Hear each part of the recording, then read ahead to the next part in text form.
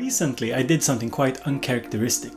I actually sold one of my flagship synths, as well as a drum machine and some other stuff. So in this video I will discuss why, but also talk a bit about why you shouldn't be so attached to your music production tools. My friend Woody from Woody's Piano Shack has done videos on this topic, the topic of selling his synths and keyboards. As most of you know by now, this is my Roland JDXI, and this is the instrument that I decided to keep over the Nordlead A1 and over the Electribe. Bugger off! That was a fly, not you. And some of you suggested that I should do something similar here on this channel. And in this video we will also have some words from Woody himself further down in the video. Historically I've been a bit of a collector of everything from Lego to I collect coins to hardware stuff. So selling things is not something I've done regularly. So what synths did I actually end up selling? Well, I ended up selling my analog keys, and I sort of regret saying it.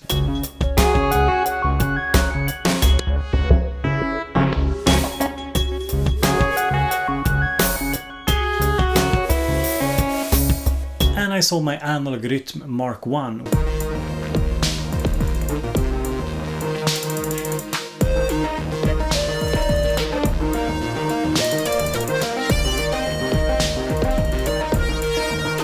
I also sold several other pieces of equipment, some utility stuff, some MIDI controllers, stuff that was lying around. To me, selling a piece of equipment is such a double-edged sword, because on the one hand I kind of free myself of something that I might not be using that much, but on the other hand I'm losing something which I probably created a creative bond to. Why did I sell the synths? Well, ultimately it was because I had no real use for them. Even I have a pretty loose definition of need when it comes to fun hobby stuff. You know, I think that you don't really need to make that much music in order to own fun synths. But even I came to the realization that they were mostly collecting dust and taking up space. I didn't really use them. They could probably come to better use at somebody else's studio. But selling them did make me think, why is it so hard to let go of things? The main answer to this question is that we sometimes have this kind of thinking error where we connect our creativity or productivity to certain pieces of equipment. Now, don't get me wrong here. Of course, there are situations where certain pieces of equipment is ultimately super important to whatever you're trying to create, because we've developed skills with certain tools. So letting go of them would basically set us back and make us have to relearn a couple of things. This being said, when you come over a certain level, your skill and knowledge, your capacity to create and be productive is not necessarily tied to specific tools. You can pretty easily translate skill from one set of tools to another. We see this all the time. People switch software for video editing, software for music production.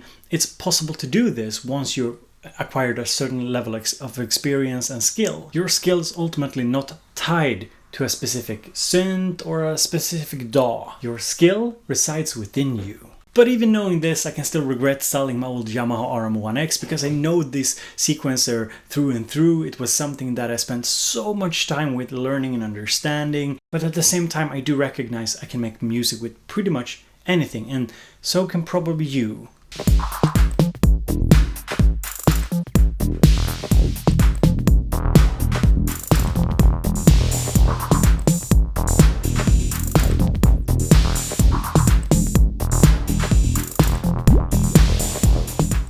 But for productivity reasons, there are of course great reasons not to sell stuff all the time and switch things around like I do because I review a lot of gear. But instead, sticking to one thing is great because it will mean that you will develop a quicker workflow with it, that you will learn the ins and outs of it, and you don't have to relearn stuff all the time like I do, which is kind of detrimental to your productivity in one sense. And I guess the ultimate reason why you should sell stuff is because when you have stuff sitting on a shelf that you're not using, that is wasted resources. That is money just sitting there, not getting any use, not really doing anything for your creativity or productivity or life in general. So maybe you should just sell some stuff, get some resources, some money, maybe even free up some time, that's a resource too, and invest that somewhere else. Invest them somewhere that can have a creative and productive outcome. That's my advice.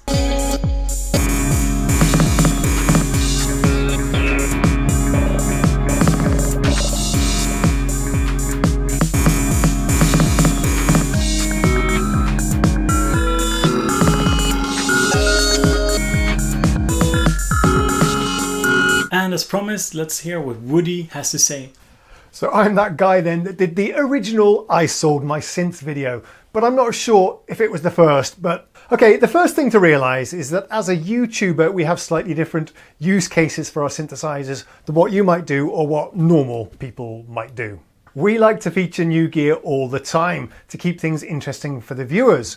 We get new gear in to target specific search phrases that attracts new viewers to the channel and helps us to grow.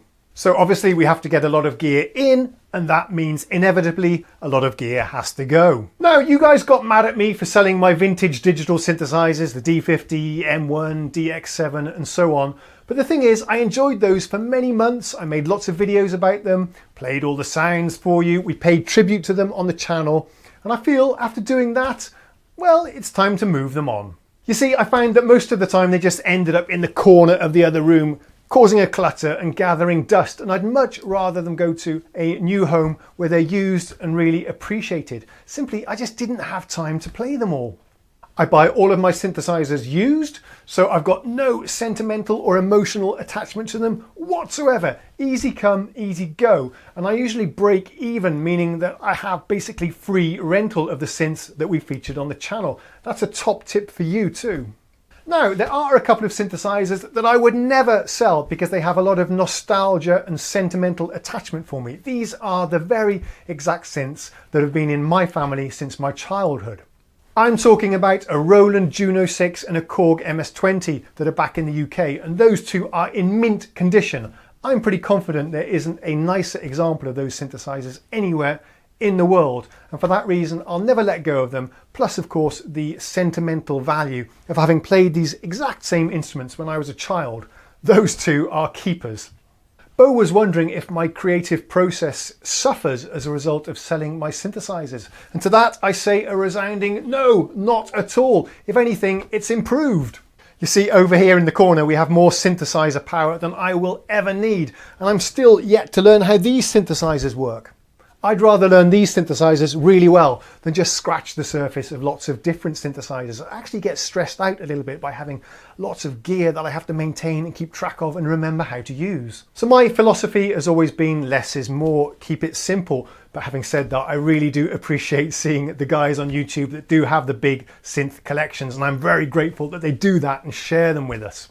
It's a bit like when you see somebody driving a really cool classic car. I really appreciate that they do it, but personally, I wouldn't want to do it myself.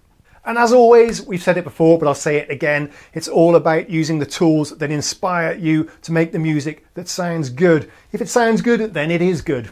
All right, Bo, thanks very much for having me on your channel. I've been a big fan of yours for ages. Keep up the great work.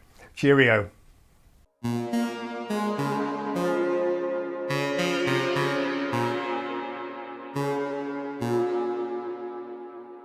I'm very curious, how do you approach buying and selling stuff? Do you sell a lot of stuff used? Kind of where's your philosophy in all of this? How do you approach it? Leave a little comment down below. I'm very curious to hear about it because this is something I think a lot about. So thank you so much for watching. If you want to support my little gear hoarding project here, you can become a patron over on patreon.com/BoBeats. Thank you so much for watching. Have a pleasant day.